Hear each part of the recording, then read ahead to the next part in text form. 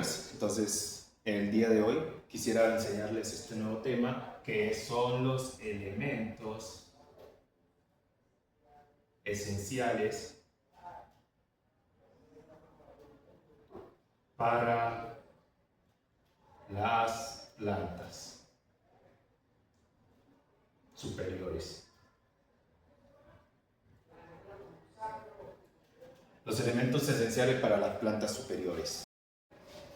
Como se sabe en los videos anteriores, dijimos que se han encontrado más de 60 elementos en las plantas, de los cuales no todas tienen la misma cantidad, o no todas están en la misma cantidad, o no tienen los mismos requerimientos. Entonces, las plantas esencialmente se componen de 16 elementos y se dividen en dos grupos: 16 elementos químicos,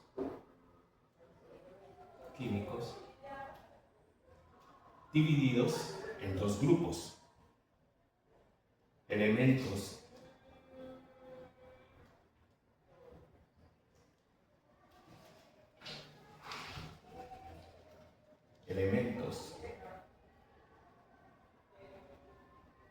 de macronutrientes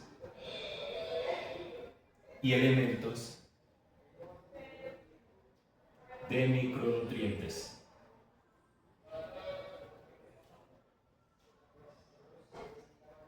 Elementos de macronutrientes y micronutrientes. Los elementos de macronutrientes generalmente las plantas los utilizan para los tejidos y su estructura. Tejidos y estructura. Mientras que los micronutrientes se utilizan para reacciones catalíticas dentro de la planta. Entonces, ¿cuáles son estos macronutrientes y estos micronutrientes? Porque son 16 al fin y al cabo. Bien, entonces, entre los macronutrientes y los micronutrientes empezaremos con los macronutrientes, que son los elementos que la planta utiliza mayoritariamente para los tejidos y su estructura. Entonces, entre los macronutrientes tenemos carbono, oxígeno, nitrógeno, hidrógeno, potasio, calcio, manganeso, fósforo y azufre.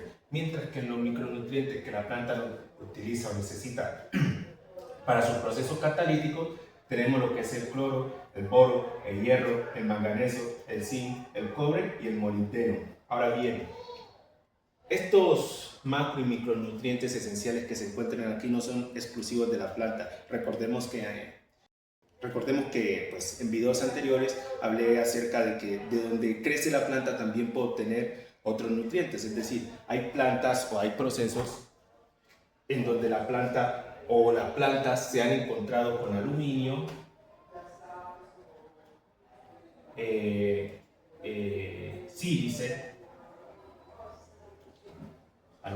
sílice, y cobalto. Últimamente también se han encontrado algunas plantas que contienen níquel.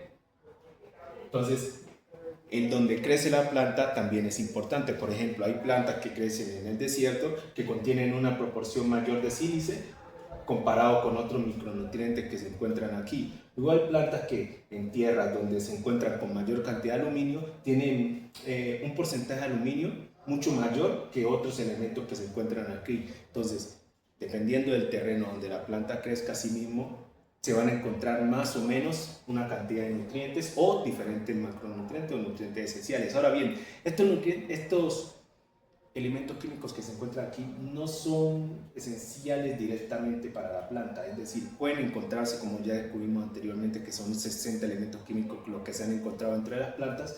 No necesariamente quiere decir que la planta los utilice para sus procesos, ya sea para la formación de estructuras y tejidos o para los procesos catalíticos que se dan dentro de ella. Ahora bien, me gustaría hacer énfasis en plantas superiores. ¿Por qué se les llama plantas superiores? ¿Por qué? Listo, plantas superiores porque hay dos tipos de plantas. Las plantas superiores, que es lo que estamos hablando,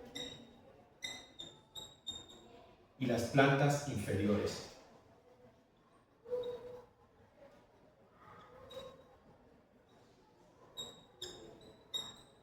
Listo. Las plantas superiores son todas aquellas que tienen raíz, tallo y hojas. mientras que las plantas inferiores, que son como los musgos, no contienen nada de esto. Ahora bien, estas plantas superiores que se encuentran aquí pueden ser las plantas de tomate, las plantas de la yuca o incluso una palma, la palma del chontaduro. Si analizamos la estructura de cada una de esas plantas, podemos encontrar que tienen raíz, tallo y hojas. Recordemos que una palma del chontaduro es una palma que acá al fondo tiene las raíces y por acá tiene las hojas. Entonces, tallo cumple, hojas cumple y raíz cumple. Entonces, es una planta superior. ¿Qué pasa? Que cuando realizamos el análisis de los elementos esenciales, siempre se fijan en las plantas superiores, ¿cierto? Porque es donde mayormente se encuentran este tipo de elementos, es donde mayormente o donde se encuentran estos elementos esenciales. Claro, las plantas inferiores también tienen elementos esenciales, pero no la misma cantidad que las plantas superiores.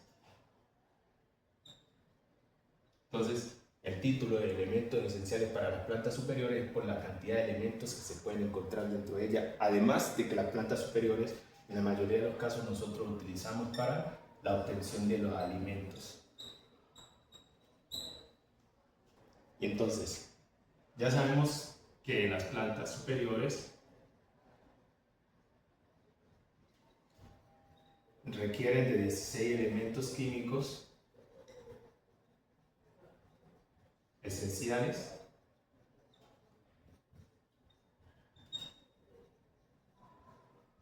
para su desarrollo. Sin embargo, no sabemos de dónde nacen o de dónde se obtienen estos 16 elementos químicos necesarios.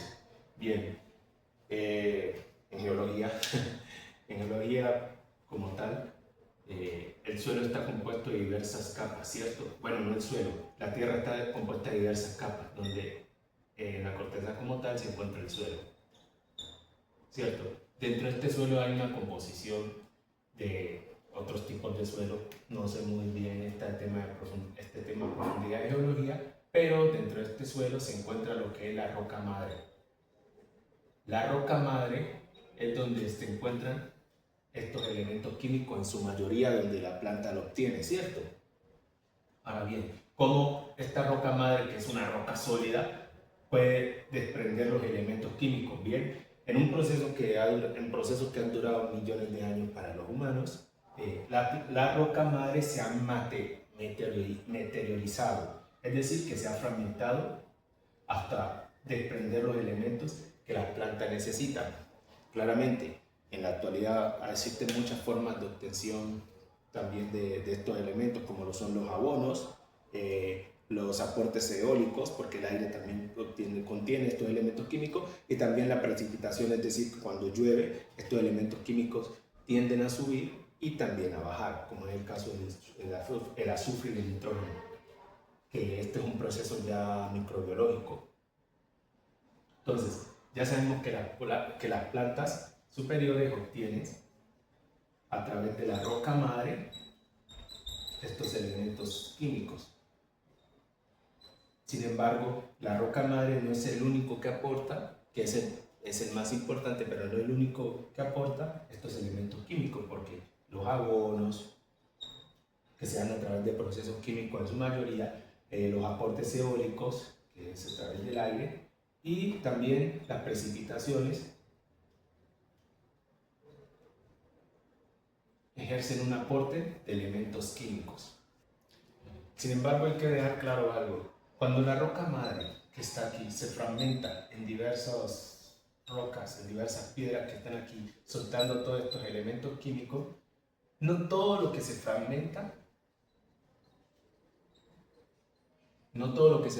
esta roca madre lo obtiene la planta. Muchos de estos elementos químicos, ya sea hierro, calcio, ¿qué más? Oro, cloro, etc., Muchos de los elementos químicos suelen formar complejos dentro del suelo.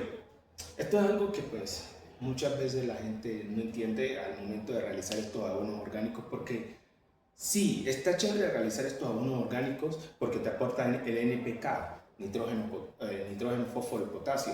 Sin embargo, recordemos que este humus o este musgo también contiene lo que es el CO o el carbonato, y este carbonato en química inorgánica se entiende que puede formar complejos. Química orgánica puede formar complejos, y estos complejos lo que hacen es tomar el hierro o el calcio que está allí y encapsularlo, no dejarlo libre. Entonces la planta ya no tendrá el mismo porcentaje de hierro que necesita, sino es que mucho de esto ya está en forma de complejo, y la planta a través de sus raíces no lo puede obtener, no lo puede asimilar como tal. Bien, cuando la roca madre se fragmenta, existe el proceso que se llama liberación. Claramente liberación porque está liberando los elementos químicos necesarios para la planta superior, y cuando la roca madre fragmenta y estos fragmentos los obtienen los complejos que les acabo de explicar, como el carbonato, se llama inmovilización. Entonces, existen dos procesos cuando la roca madre se fragmenta. El primero es la liberación, donde los compuestos químicos pueden ser obtenidos por la planta o asimilados por la planta, y la inmovilización, donde los compuestos químicos son encapsulados o atrapados por otros compuestos, formando complejos no asimilables para la planta. Bien, entonces, ya sabemos que la planta no obtiene toda la cantidad de elementos químicos que ellas requieren o necesitan en su proceso, por el tema de la inmovilización que se puede generar. ¿Cuál entonces es el trabajo de los ingenieros agrónomos, o los agrónomos en este caso? Es mantener ese equilibrio de elementos químicos. La gente dice, no, es que eso tiene abonos químicos. Son necesarios los abonos químicos, de hecho, son necesarios para que la planta pueda llegar a un óptimo rendimiento. Hay algo que es bien curioso, que la gente quizá no entiende, es que las plantas muchas veces, sin esta obtención de nutrientes obtenidos de manera química, porque muchos se obtienen de manera química, no generan un óptimo rendimiento, y por ende no dan los frutos necesarios para que los humanos podamos comer, los humanos podamos obtener estos frutos, estos nutrientes necesarios. Pasa que si los suelos no fuesen abonados con estos nutrientes químicos, la cantidad de comida que habría en el mundo fuera mucho menor. Sí, hay un problema con la extracción de estos nutrientes, de estos compuestos, de estos abonos agrícolas químicos. Sin embargo, te dan las dos opciones: o tú puedes plantar tus alimentos, o obtenerlos de forma que contengan estos elementos químicos. Ya dependerá de ti. Si te demoras, no sé, tus 6 meses en obtenerlos, o tus 4 meses, 3 meses, dependiendo de la planta, que pueda hacer en obtenerlos. Estos 6 meses depende también de la planta. No es un estándar, ¿sí? Porque hay plantas que generan cosecha en 3 meses y otras que generan cosechas un año, así como hay árboles que crecen de 3 a 5 años, como es el caso del árbol que da del cacao, como hay árboles, o no árboles, como hay arbustos, como es el caso de la frambuesa, que te pueden generar cierta temporada los frutos necesarios. Entonces, no podemos satanizar en estos casos los elementos, los abonos químicos. Bien, y vamos en el tema de qué hacen los ingenieros agrónomos. Lo que hacen los ingenieros agrónomos en este caso es buscar el equilibrio para que la planta obtenga el máximo rendimiento posible. Y ello para ver qué elementos necesitan o qué elementos requieren para que esta planta obtenga el máximo rendimiento del suelo donde se cultiva. Realizan experimentos en laboratorios químicos que les dicen, listo, oiga, usted tiene aquí menos cantidad de hierro que su planta necesita. ¿Sí? Esto se da a través de experimentos en laboratorios, experimentos en el suelo. ¿Sí?